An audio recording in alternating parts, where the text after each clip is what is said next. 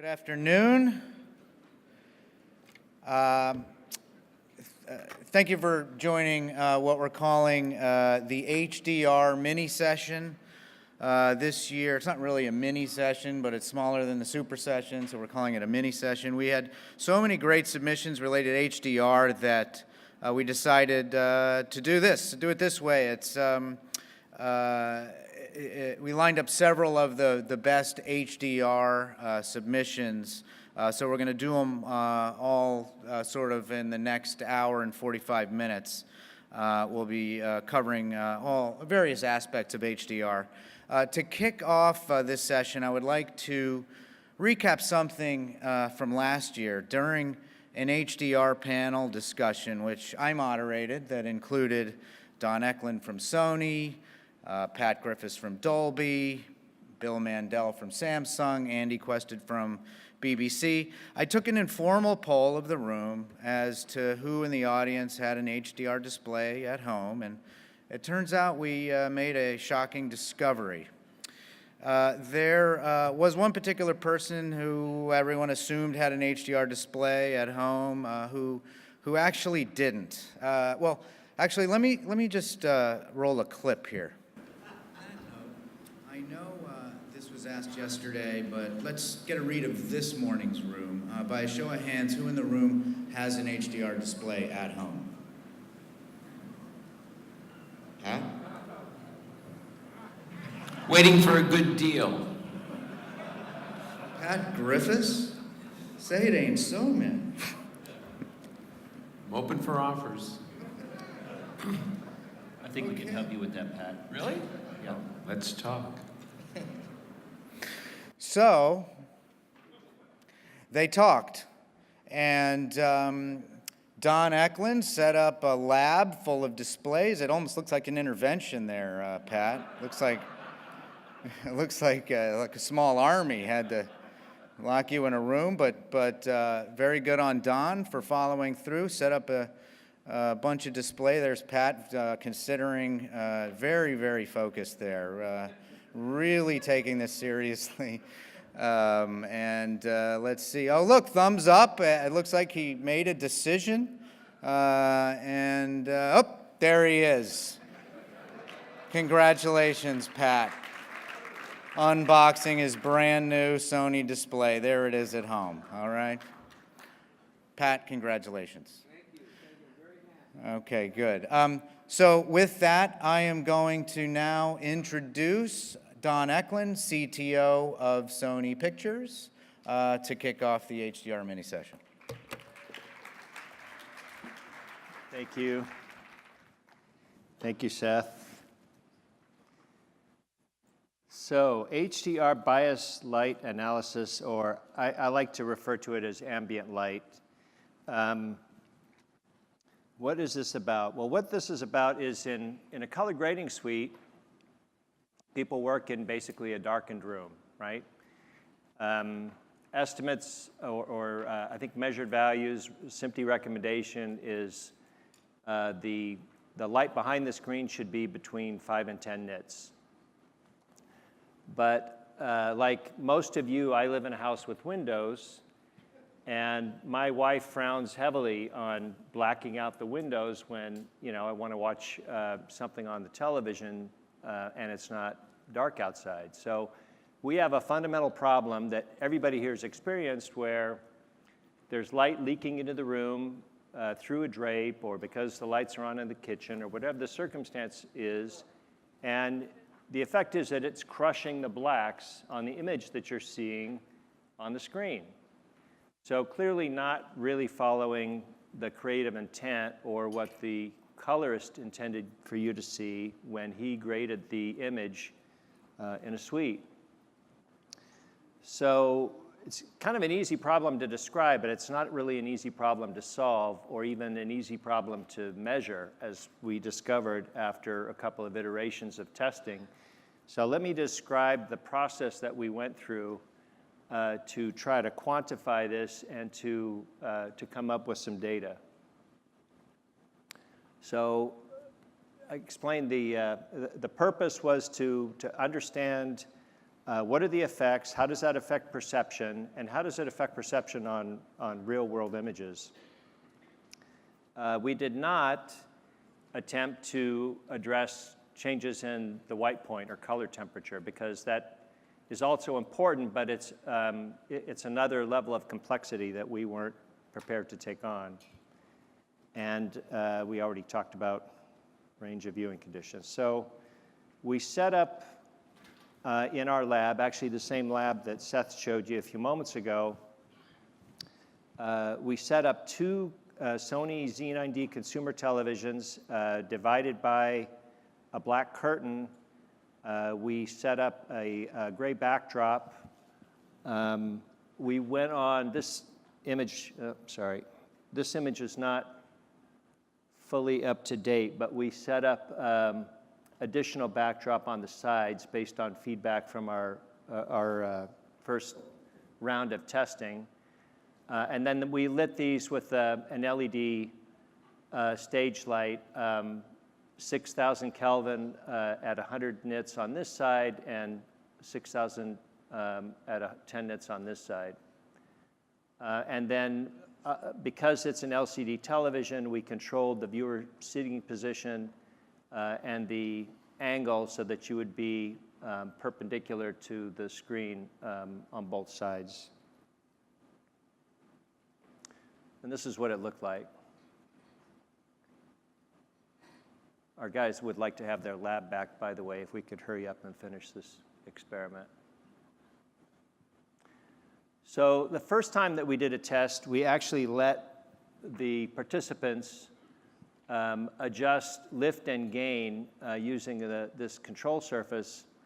And we discovered a couple of things. One, there's a reason why colorists get paid a lot of money, because they know what they're doing and they're pretty quick with the controls. And when you ask people, even people that are in the business, to start turning knobs to adjust certain picture characteristics, it takes them a long time, and we ended up with very ambiguous results. When we plotted the data, it basically didn't tell us much of anything.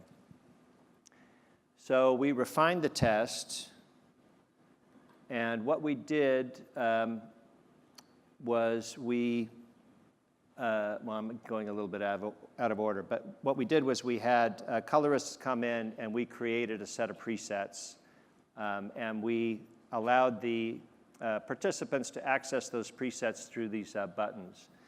We also had pre-selected these images, 15 in total, including the chip chart, based on the qualities of the images and the fact that there was detail in the shadows or in the blacks, as well as a range of other image types that were more representative of a bright daylight scene.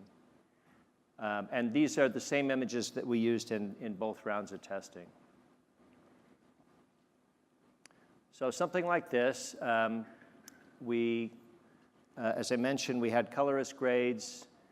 We took those values, we created presets on buttons, and then we ran a total of 22 people through the experiment. We can continue to add more, but that's what we have for our report today. And we will show you the results.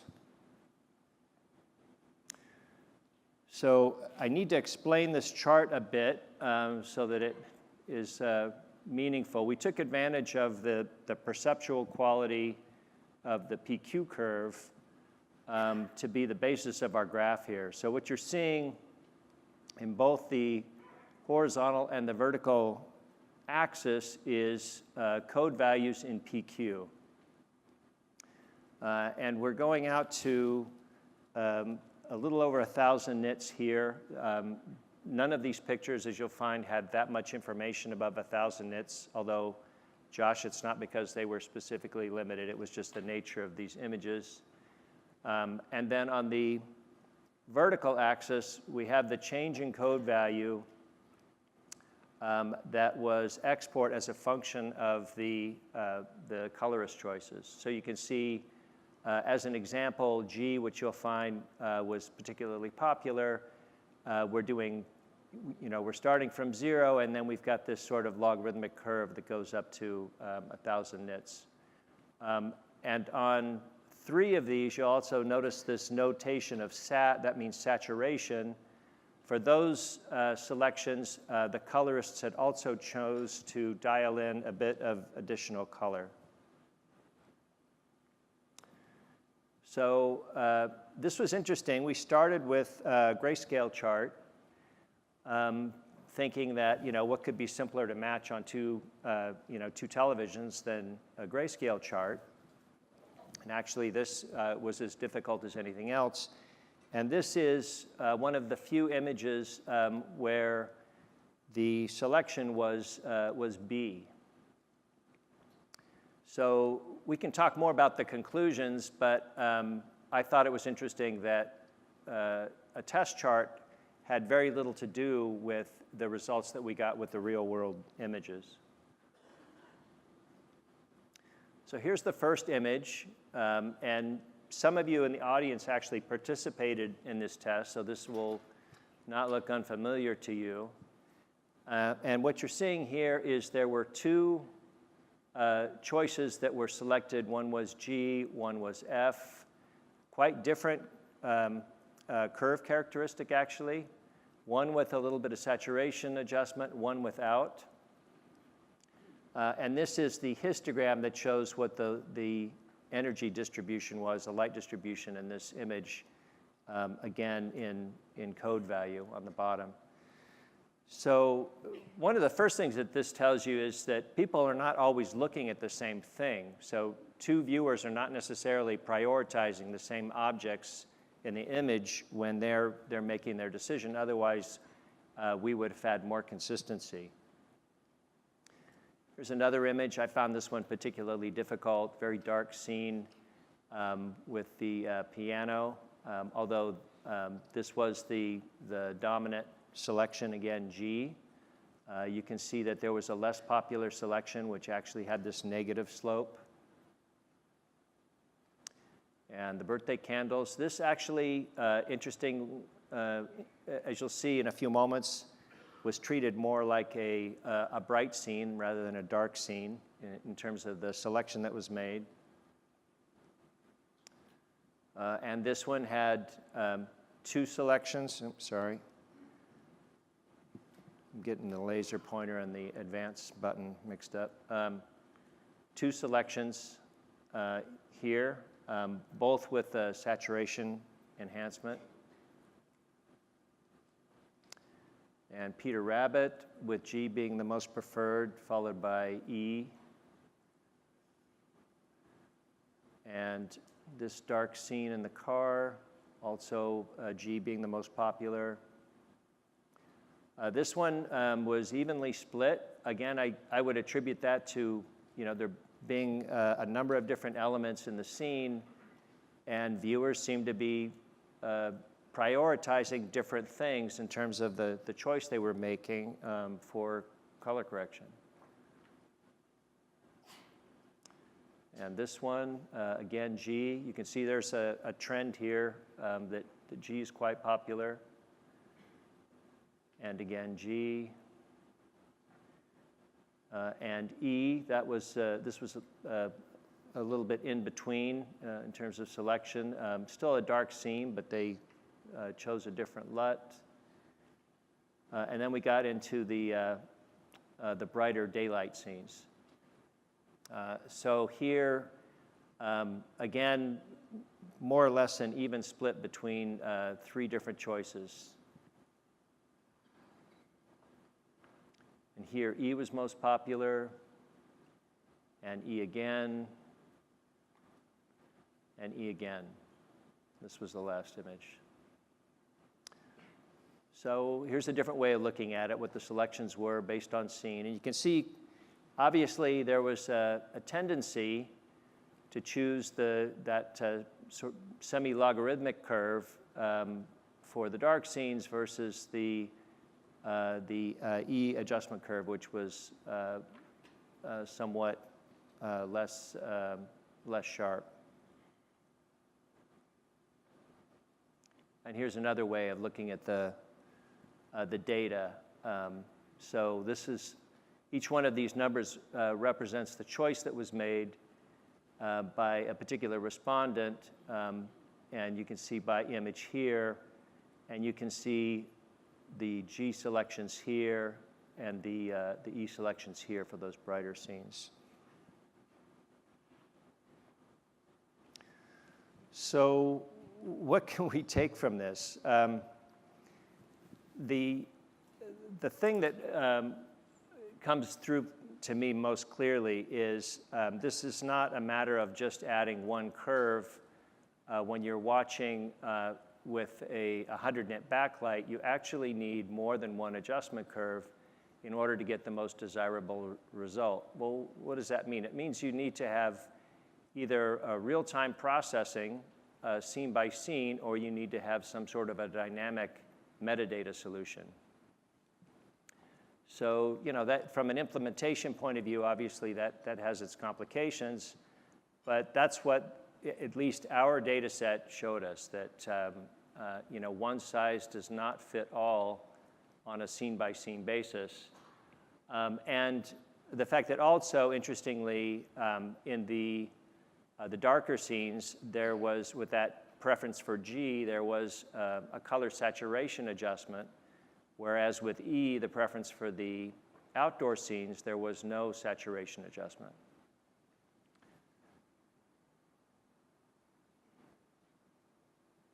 So there we are.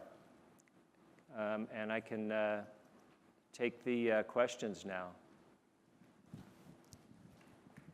Here you go.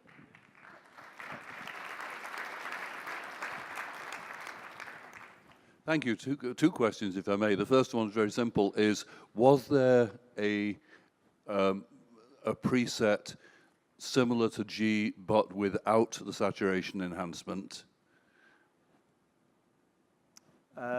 I don't think there was a curve that quite duplicated that. I'll just run back to the collection of curves.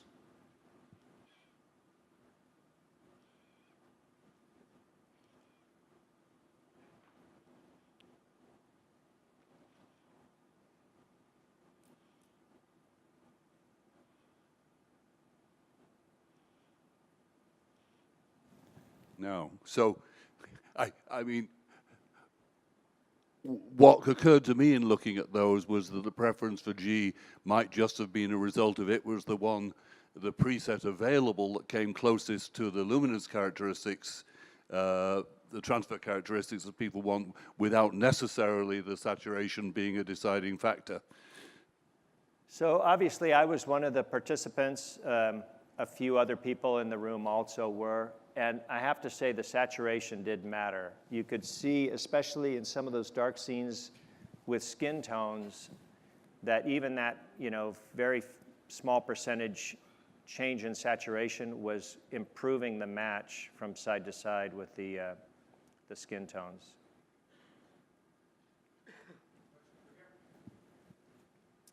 Yeah, I understand that the SMPTE standard is using a 5 to 10 nit backlight. In light of this, where one of the most desirable curves was a rather radical curve, I mean, there's a lot being pumped in there. Is there any consideration to changing the backlight for home distribution models to something like 100 nits so that it's less necessary to be making adjustments at the home set? Yeah, I mean, for my part, I think that's a tough sell because you still have people that have real home theaters or that want to watch at night with the lights out. And, you know, the typical grade without adjustment, I think, is great for that. And I want to point out, too, that although these curves look dramatic, these scales are very different. So really, the amount of change that you're seeing here is very small relative to you know, what you might do with a typical color grade. So these are pretty gentle adjustments. When you see that you're, in some cases, you know, you're adjusting by, you know, 50 code values here at 10 or 100 nits, Or in the case of E, you know, you're adjusting over the whole selection, you're only adjusting by 10 code values. You know, you're only at, yeah, about 10 at 100 nits. So not as radical as they look, really. Any other questions? You guys are going to let me off that easy with this, right?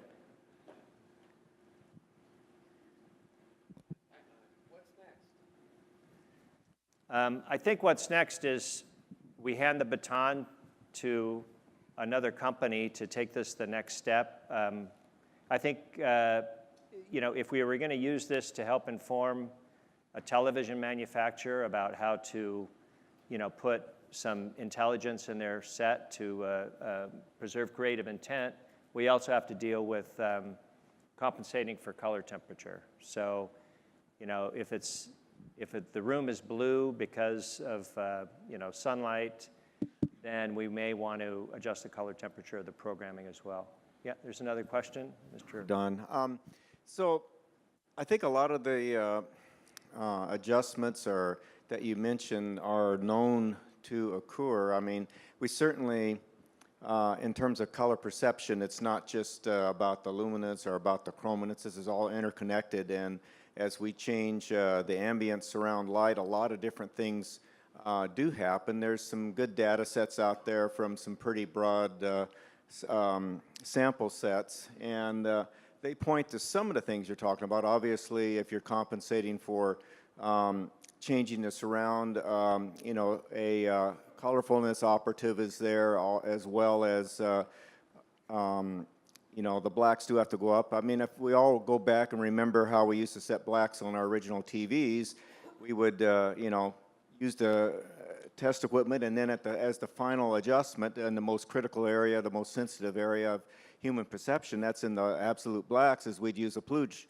And we'd set it to where we were just barely visible on the lowest square, and we know then we had blacks. And if the ambient surround in the room is brighter, well, we knew that we'd have to bring things up a bit to so that the plooge would be correct. So, I mean, the assumptions you have here do parallel that. There's some good data sets out there. You know, the CIE has been doing a lot of sampling in terms of color matching and things. The, you know, CCAM02 and then subsequent ones get into that. The other thing with using real images as opposed to what most of these sample sets are based on, which are patches, is that there's also a spatial component. In other words, there's conflicts between the image content, and that can really influence it. And most of the studies are done with patches to avoid that. And then there are some later studies that have been done where we take the spatial components into it. That makes a pretty complex model, and I'm not aware of, I mean, for moving pictures, probably that's at this point not practical, but anyway, I'm going to give a talk tomorrow and go into a little more depth on a lot of these things, but I think this is really right on. I think the other thing is that our grading environments that we do for the home deliveries don't come anywhere close to what the average person's looking at. Even a person in that dark reference room is probably watching more than 100 nits. Most people have the TV turned up probably double that. So that's something we for SDR, so that's something we as a community need to think about. Do we want to try to standardize that a little bit more? I just think we're kind of mastering at you know, 100 nit peak brightness for SDR deliveries is not representative of what the 99% of the people are watching. So that's something to think about. And the other whole thing is that we have a fixed, the backlight or surround, we need a better specification. I think a fixed nit level is probably inappropriate because if we're mastering for higher dynamic ranges, do we still stick with the same thing, or do we do a ratio to the peak brightness? Sorry, I'm going to interrupt you for just a second because I'm going to get the hook. Anyway, but, sorry. I just want to reinforce one thing that I would say we definitely need to use real-world images, not just rely on test patches or Gabor patterns or that sort of thing. I think. And I'm afraid that's the last word on the subject. Thank you very much, Don. Come on up. Thank you.